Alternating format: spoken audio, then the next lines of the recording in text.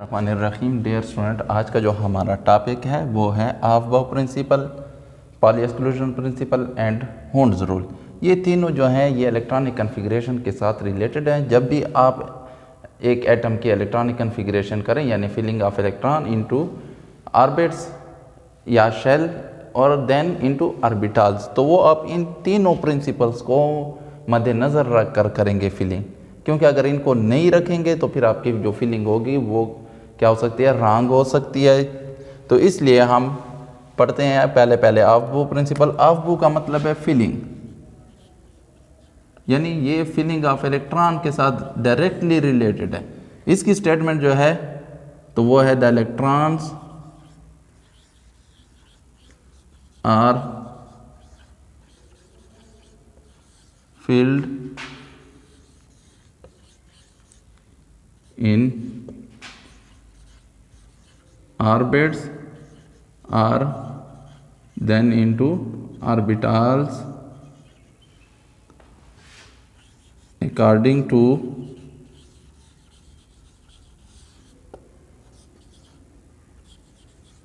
increasing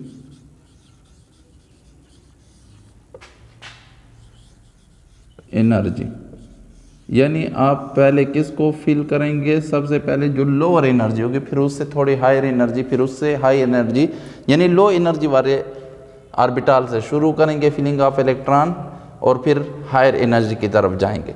अब हमें पता कैसे चलेगा कि इसके एनर्जी दूसरे से ऑर्बिटल से कम है। फॉर एग्जांपल जैसे हम जाते हैं ना, क्लोरीन की मैं आपको एग्जांपल एक करके देता हूँ। क्लोरीन जो है उसका एटॉमिक नंबर 17 है, यानी उसके पास 17 प्रोटॉन है और 17 इलेक्ट्रॉन है। तो अब इसकी हम फिलिंग करते हैं तो इसकी 1s2 2s2 2p6 3s2 3p10 5। ठीक है, अब आ जाते हैं थोड़े इससे हायर वाले, जैसे आ जाते हैं सोडियम। सोडियम भी, उससे पोटाशियम भी। तो अब इनमें देखें इनके एनर्जी मुझे कैसे पता है कि इसकी लो है इसकी हायर है। ठीक है, तो वो आपको एक रूल मैं बता देता हूँ कि एनर्जी के लिए n+l वाला रूल है। n जो है प्रिंसिपल क्वांटम नंबर की वैल्यू है और l जो है वो एजीमुथल क्वांटम नंबर है। फॉर एग्जांपल 1s की मैं अगर एनर्जी करूं तो उसके लिए 1 उसका हो गया क्या, प्रिंसिपल क्वांटम नंबर, और l जो है आपको पता है कि उसका हमेशा 0 होता है एजीमुथल क्वांटम नंबर, तो इसकी एनर्जी वैल्यू 1 आ जाएगी। p के लिए अगर मैं कर रहा हूँ फॉर एग्जांपल 2p के लिए, तो उसका 2 प्रिंसिपल क्वांटम नंबर आ जाएगा और 1 उसका एजीमुथल क्वांटम नंबर, तो 3 आ जाएगा। अब आप अक्सर देख रहे होते हैं कि 3d भी पढ़ा होता है, लेकिन हम इलेक्ट्रॉन फर्स्ट किस में फिल कर रहे होते हैं, 4s में। तो 4s में क्यों करते हैं, अब आते हैं उसके लिए वैल्यू देखते हैं एनर्जी की, एनर्जी वैल्यू फॉर 4s। तो ये 4 + 0, एजीमुथल क्वांटम नंबर उसका 0 है तो 4 आ जाता है। अब देखें एनर्जी फॉर 3d, तो ये 3 उसका प्रिंसिपल क्वांटम नंबर आ गया और एजीमुथल क्वांटम नंबर उसके लिए 2 है तो आ गया 5। अब देखें एनर्जी 4s की कम है एज कंपेयर टू 3d। ठीक है, तो अब हम इसी तरह इलेक्ट्रॉन फिलिंग करेंगे, लेकिन कभी कभार ऐसा आ जाता है कि दोनों की एनर्जी, दो ऑर्बिटल्स हैं डिफरेंट, उनकी एनर्जी सेम आ जाती है। फॉर एग्जांपल 4p और 3d, तो इनकी एनर्जी आप n+l रूल से तो 4 आ गए principal quantum number plus azimuthal quantum number उसका 1 है तो ये 5 आ गई इसके लिए वैल्यू। 3d के लिए अब 3 + 2 तो क्या आ गई, वो भी 5 आ गई। अब यहाँ पर डिसीजन जो करना है वो प्रिंसिपल क्वांटम नंबर की बेस पर करना है कि जिसका प्रिंसिपल क्वांटम नंबर क्या होगा, लो होगा, तो उसके यानी orbitals having same n plus L value, then electrons should fill in orbital with low n value. तो इसलिए हम फिर 4p में फिल नहीं करते बल्कि 3d में फिर फिलिंग 4s के बाद हम डायरेक्ट 3d में फिलिंग शुरू कर देते, क्योंकि इसकी वैल्यू n वैल्यू जो है वो 4p वाले से कम है। उसकी 4 है, इसकी 3 है, तो n वैल्यू इस 3d की कम है, तो इसलिए हम फिर इलेक्ट्रॉन 4s के फ़ौरन बाद 3d में होकर, वरना दूसरी वैल्यू दोनों की n प्लस l वैल्यू दोनों की सेम है, तो वहाँ पर फिर ये रूल आ जाता है। तो इस रूल को फिर अप्लाई करना होता है। तो इसी को बेस बनाकर उन्होंने एक आपके लिए की बनाई थी कि इलेक्ट्रॉन की जो फिलिंग है वो किस तरह करनी है।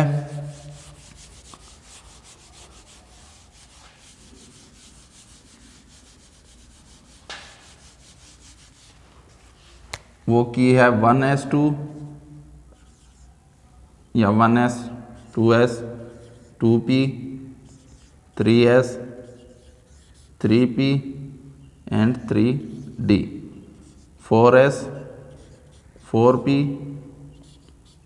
4d and 4f 5s 5p 5d and 5f, फिर 6s 6p 6d 6f 7s 7p 7d and 7f। ठीक है, तो आप इस पर ऐसे एरोज लगा देंगे।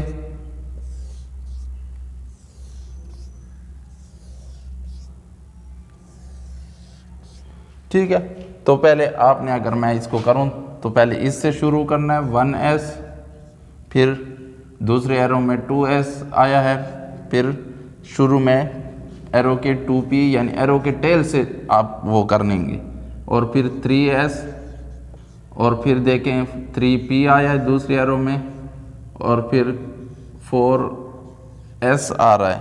देख लें 3p के बाद 4s आ रहा है, और फिर 3d आ रहा है, फिर 4p आ रहा है, और फिर क्या आ रहा है 5s। अब आना तो यहाँ पर 4f आना चाहिए था, लेकिन अगर हम n प्लस l वैल्यू देख लें ना, तो ये 4 प्लस 3 कितनी वाली वैल्यू आती है 7, जबकि 5s वाली वैल्यू कितनी आती है।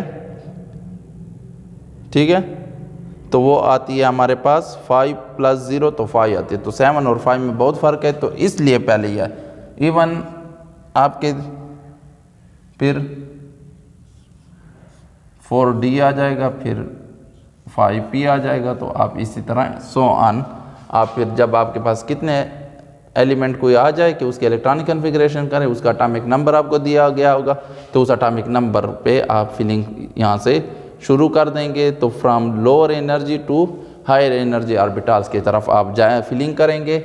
सही है, तो ये आप वो का प्रिंसिपल था, और इसी के मुताबिक आप फिलिंग कर सकते हैं। कुछ जगह पर एक्सेप्शनल केसेस आ जाते हैं, ठीक है, तो वो ड्यू टू हाफ फील्ड और कंप्लीट फील्ड की वजह से आते हैं कि हाफ फील्ड अगर एक ऑर्बिटल हो तो उसको हाफ फील्ड रखें ताकि वो स्टेबल हो जाए, और कंप्लीट फील्ड ऑर्बिटल भी स्टेबल होते हैं, तो आप वो उस तरफ कोशिश करते हैं एक एटम के एक ऑर्बिटल अगर फीलिंग उसके करीब है कंप्लीट फील्ड, तो जो भी इलेक्ट्रॉन नहीं आएगा वो उसमें चला जाएगा, फील्ड करवा देगा। ठीक है, अगर 4s और 3d है तो 3d या हाफ फील्ड की तरफ नज़दीक है, तो यहाँ से एक इलेक्ट्रॉन वहाँ पर प्रोमोट हो सकते ताकि स्टेबिलिटी आ जाए, या अगर वो कंप्लीशन की तरफ है यानी 9 इलेक्ट्रॉन उसमें आ रहे हैं, तो यहाँ से फिर एक इलेक्ट्रॉन लेकर वो कंप्लीट हो जाएगा। ये अक्सर ट्रांजिशन मेटल्स में ये ज़्यादातर आपको मिलेगी, तो वहाँ पर आप फिर इस रूल्स को भी साथ साथ फॉलो करेंगे। लेकिन जो आपके नॉर्मल जितने भी एलिमेंट्स हैं उनमें ये रूल कंप्लीटली फॉलो हो रहा होता है। ठीक है,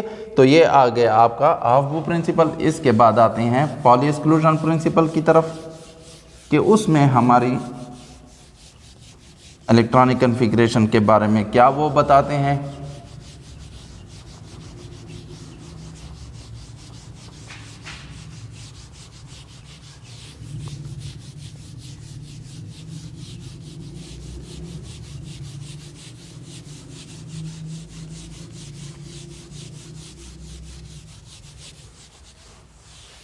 ठीक है, तो अब आते हैं हमारा जो नया नेक्स्ट टॉपिक है, रूल्स है, वो है पॉली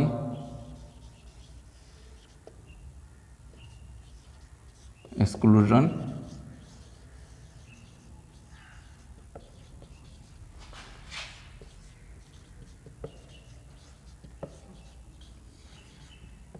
प्रिंसिपल। ये कहता है इलेक्ट्रॉन्स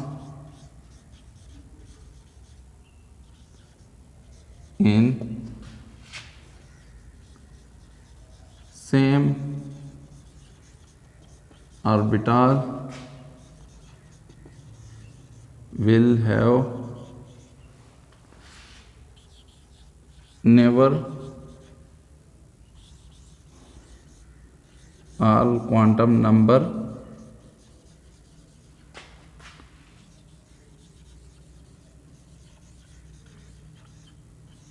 सेम, यानी डिफरेंट ऑर्बिटल में तो फिर क्वांटम नंबर तो बहुत ज़्यादा डिफरेंट हो जाएंगे, फिर एक तो डिफरेंट कम से कम आए।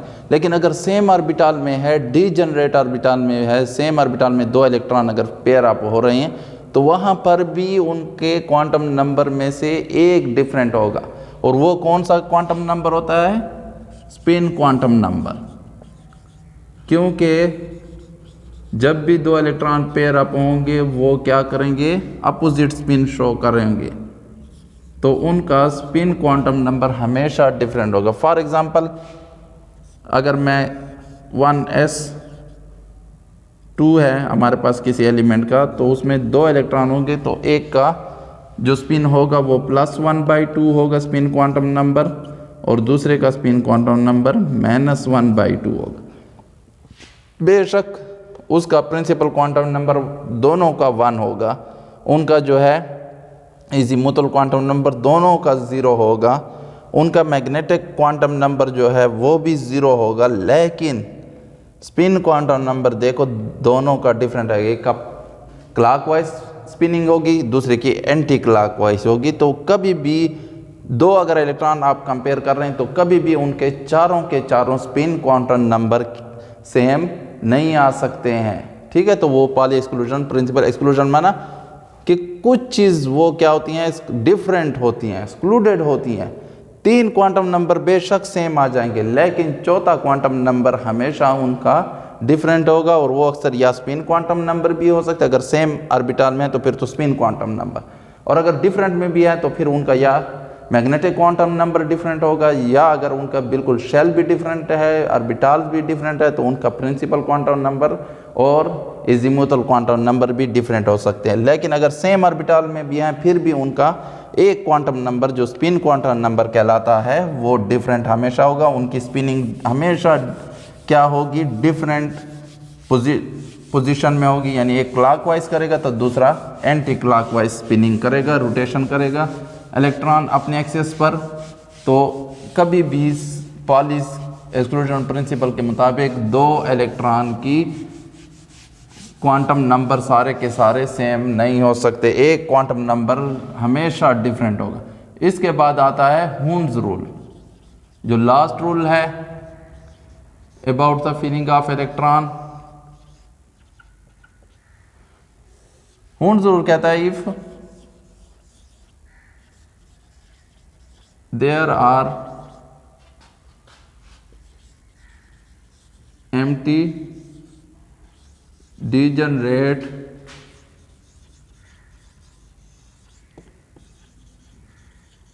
orbitals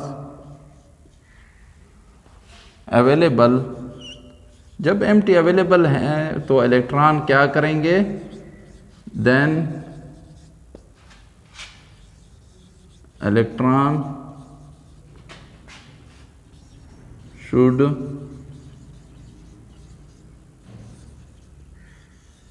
fill in different orbitals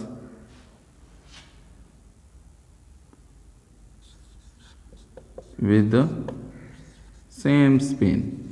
यानी जैसे आपके पास सब शेल P है, उसमें 3 ऑर्बिटल आपके पास अवेलेबल हैं और आपके पास 2 इलेक्ट्रॉन है या 3 है, ठीक है, तो वो पेयर अप होना नहीं चाहेंगे, बल्कि वो अलग अलग उसी P ऑर्बिट सब शेल के 3 ऑर्बिटल जो हैं उनमें क्या हो जाएंगे, रिजाइड कर देंगे, वहाँ पर फील्ड हो जाएंगे और सेम स्पिन के साथ, वो क्लॉकवाइज स्पिन के साथ या एंटी क्लॉक स्पिन के साथ तीनों की स्पिन सेम होगी। फॉर एग्जांपल कार्बन को अगर ले लें हम, कार्बन का एटॉमिक नंबर 6 है, तो उसकी अगर इलेक्ट्रॉनिक कन्फिगरेशन करें तो 1s2 2s2 2p2। अब अगर हम उनकी वो कर लें, ये जी 1s2 वाला वो है, तो यहाँ पर तो दोनों पेयर अप हो जाएंगे। ये फिर 2s2 वाला ऑर्बिटल है, सब शेल है, और फिर ये 2p वाले आ गए, px py and pz 2p2। अब यहाँ पर दोनों इलेक्ट्रॉन ऐसे पेयर अप कभी भी नहीं होंगे, क्योंकि इन तीनों की एनर्जी सेम है। डीजेनरेट का मतलब है सेम एनर्जी, यानी सेम एनर्जी वाले ऑर्बिटल हैं तीनों, तो ये इलेक्ट्रॉन क्या होंगे, हमेशा अलग अलग विद सेम स्पिन रहेंगे, ठीक है, दोनों या क्लॉकवाइज या एंटी क्लॉकवाइज में। अब यहाँ पर क्योंकि 2s और p में फ़र्क है, एनर्जी में थोड़ा है या बहुत है, लेकिन फ़र्क फिर भी है, ये आपस में डीजेनरेट नहीं है, तो इसलिए यहाँ पर ये पेयर अप हो जाएंगे, क्योंकि इसके लिए डीजेनरेट ऑर्बिटल दूसरा अवेलेबल नहीं है। लेकिन p में तो सारे ऑर्बिटल्स सेम एनर्जी के हैं, यानी डीजेनरेट ऑर्बिटल्स हैं, तो वो क्या होंगे, पेयर अप होने की बजाय अलग अलग रहेंगे, ठीक है। और अगर इसके बाद कोई और आता है तो इलेक्ट्रॉन, तो वो भी अलग रहेगा। अगर कोई ऐसा एलिमेंट है कि उसका 3p है, लेकिन फिर अगर चौथा इलेक्ट्रॉन p में आ रहा है, तो वो फिर पेयर अप होना शुरू हो जाएंगे। तो ये आपके मुख्तलिफ रूल्स रहे। फिर भी अगर कोई कन्फ्यूजन हो तो आप कमेंट बॉक्स में पूछ सकते हैं। Thank you very much for watching the video.